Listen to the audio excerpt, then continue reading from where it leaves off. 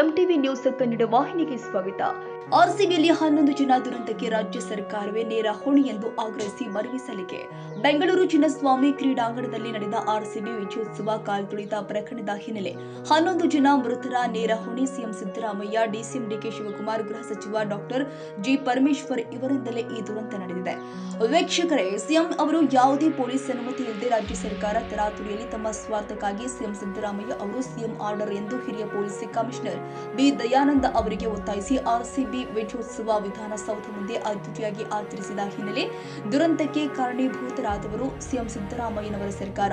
ಇನ್ನೊಂದು ಕಡೆ ವಿರಾಟ್ ಕೊಹ್ಲಿಯ ಆಪ್ತ ಗೆಳೆಯನೂ ಆದ ನಿಖಿಲ್ ಸೋಸಲೆ ಅವರು ಆರ್ಸಿಬಿಗೆ ಫ್ರೀ ಟಿಕೆಟ್ ಎಂದು ಮಾಧ್ಯಮಕ್ಕೆ ಹೇಳಿದಾಗ ರಾಜ್ಯದಾದ್ಯಂತ ಕ್ರಿಕೆಟ್ ಅಭಿಮಾನಿಗಳು ಆರ್ಸಿಬಿ ವಿಜಯೋತ್ಸವಕ್ಕೆ ತಂಡೋಪತಂಡವಾಗಿ ಹರಿದು ಬಂದ ಹಿನ್ನೆಲೆ ಪೊಲೀಸ್ ಅಧಿಕಾರಿಗಳ ಕೊರತೆಯಿಂದ ಪೊಲೀಸ್ ಅಧಿಕಾರಿಗಳಿಗೆ ಜನರನ್ನ ಕಂಟ್ರೋಲ್ ಆಗದೆ ಇರುವ ಕಣ್ಣ ಕಾಲ್ತುಳಿತಕ್ಕೆ 11 ಜನ ಅಮಾಯಕರು ದುರಂತಕ್ಕೀಡಾಗಿದ್ದಾರೆ.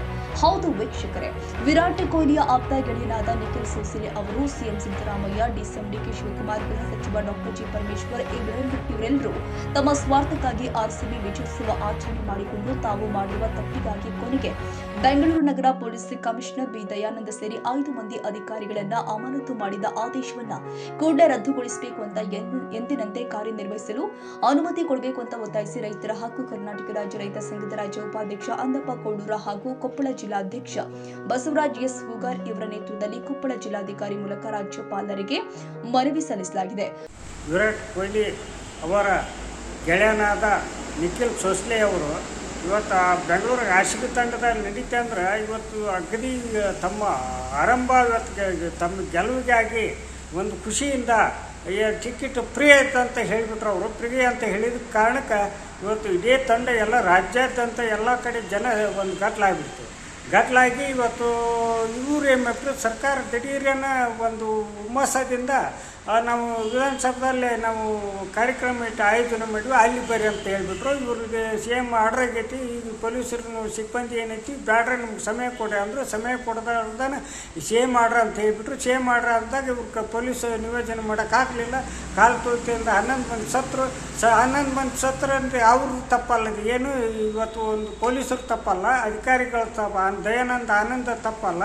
ಇವ್ರ ತಪ್ಪಿನಿಂದ, ಸರ್ಕಾರಿ ತಪ್ಪಲ್ಲಿಂದ ಇವತ್ತು ಪೊಲೀಸರು ಏನು ಅಧಿಕಾರಿಗಳ ಅಮಾನತಾದ್ರಲ್ಲ ಪೂರ್ಣ ಇವತ್ತು ಅವ್ರನ್ನ ಅಮಾನತಾದ ಮಾಡಿದ್ದನ್ನು ರದ್ದುಗೊಳಿಸಬೇಕು.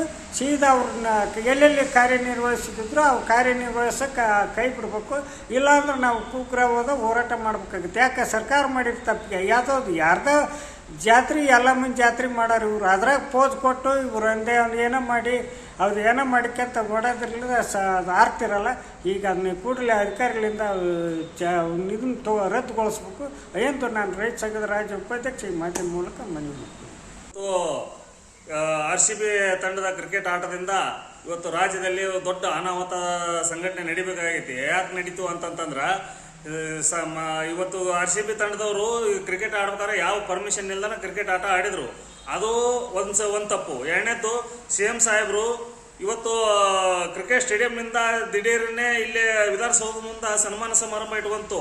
ಆ ಸನ್ಮಾನ ಸಮಾರಂಭವನ್ನು ಪೊಲೀಸ್ ಅಧಿಕಾರಿಗಳು 2 ದಿವಸ ಮುಂದೆ ಹಾಕ್ರಿ, ನಮಗೆ ಪೊಲೀಸ್ ಬಂದೋಬಸ್ತ್ ಕೊಡಾಕ ಹೆಚ್ಚುವರಿ ಪೊಲೀಸರನ್ನ ಕರೆಸ್ಬೇಕಾಗತ್ತ. ಅದಕ್ಕೆ ನೀವು ನಮಗೆ 2 ದಿವಸ ಟೈಮ್ ಕೊಡ್ರಿ ಅಂತ ಕೇಳಿದಕ್ಕೆ ಇದು ಸಿಎಂ ಆದೇಶ ಅಂತ ಹೇಳಿಕಾಟ ನೀವು ಅವ್ರಿಗೆ ಗದರಿಸಿದ್ದರಿಂದ ಅದು ಪೊಲೀಸರು ಬಂದೋಬಸ್ತ್ ಮಾಡೋದಕ್ಕೆ ಸ್ವಲ್ಪ ಪೊಲೀಸ್ ಬಂದೋಬಸ್ತ್ ಕಡಿಮೆ ಆಯಿತು. ಅಲ್ಲಿ ಕಾಲು ತುಳಿದಾಯ್ತು. ನೀವು ತಪ್ಪು ಮಾಡಿ ಪೊಲೀಸ್ ಅಧಿಕಾರಿಗಳನ್ನ ಯಾಕ್ರಿ ಅಮಾನತ್ ಮಾಡಿದ್ರಿ? ನೀವು ನಿಮ್ಮ ತಪ್ಪು ಪೊಲೀಸರಿಗೆ ಹಾಕಕ್ಕೆ ಹೋಗ್ಬೇಡ್ರಿ. ನಿಮ್ಮ ತಪ್ಪನ್ನು ನೀವೇ ತಿದ್ಕೋಬೇಕು. ಇವತ್ತು ರಾಜ್ಯದ ಜನತೆ ಎಲ್ಲ ನೋಡೈತಿದ ಟಿವಿ ಮಾಧ್ಯಮದೊಳಗ ಯಾರು ಏನು ತಡ್ರಿಲ್ಲ. ಎಲ್ಲರೂ ಅದ್ರ ಬಗ್ಗೆ ಹೋರಾಟ ಮಾಡ್ಬೇಕಾಗತ್ತೆ. ಯಾಕಂತಂದ್ರ ನೀವು ಅಮಾನತುಗೊಳಿಸಿದಂಥ ಪೊಲೀಸ್ ಅಧಿಕಾರಿಗಳನ್ನ ಶೀಘ್ರದಲ್ಲಿ ಇವತ್ತು ಅವರನ್ನ ಕಾರ್ಯನಿವೃತ್ತರನ್ನಾಗಿ ಮಾಡಬೇಕು. ಅವರ ಅಮಾನತನ್ನು ರದ್ದುಗೊಳಿಸಬೇಕು.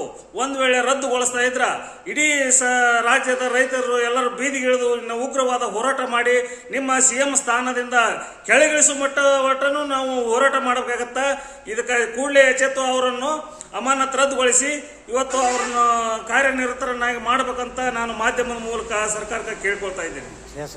ರಾಜ್ಯ ಸರ್ಕಾರ 11 ಜನ ಮೃತ ಶವವನ್ನು ಇಟ್ಕೊಂಡು ವಿಧಾನಸೌಧದಲ್ಲಿ ಲಕ್ಷಾಂತರ ಜನ ಮುಂದೆ ಆರ್ಸಿಬಿ ಕಪ್ಪಿಗೆ ಮುತ್ತು ಕೊಟ್ಟು ವಿಜಯೋತ್ಸವ ಕಾರ್ಯಕ್ರಮವನ್ನು ಅದ್ದೂರಿಯಾಗಿ ಆಚರಿಸಿದ್ರು. ಇವರಿಗೆ 11 ಜನ ಮೃತ ಶವವನ್ನು ಇಟ್ಕೊಂಡು ಈ ಕಾರ್ಯಕ್ರಮ ಮಾಡೋದಕ್ಕೆ ಇವರಿಗೆ ಮನಸ್ಸಾದ್ರೂ ಹೇಗ್ ಬಂತು ಎನ್ನುವ ಜನರ ಪ್ರಶ್ನೆಯಾಗಿದೆ. ತಾಜಾ ಸುದ್ದಿಗಾಗಿ ಎಂಟಿವಿ ನ್ಯೂಸ್ 24x7ಗೆ ಸಬ್ಸ್ಕ್ರೈಬ್ ಮಾಡಿ ಮತ್ತು ಬೆಲ್ ಐಕಾನ್ ಅನ್ನು ಒತ್ತಿ. ತಪ್ಪದೇ ಲಿಂಕ್ ಶೇರ್ ಮಾಡಿ.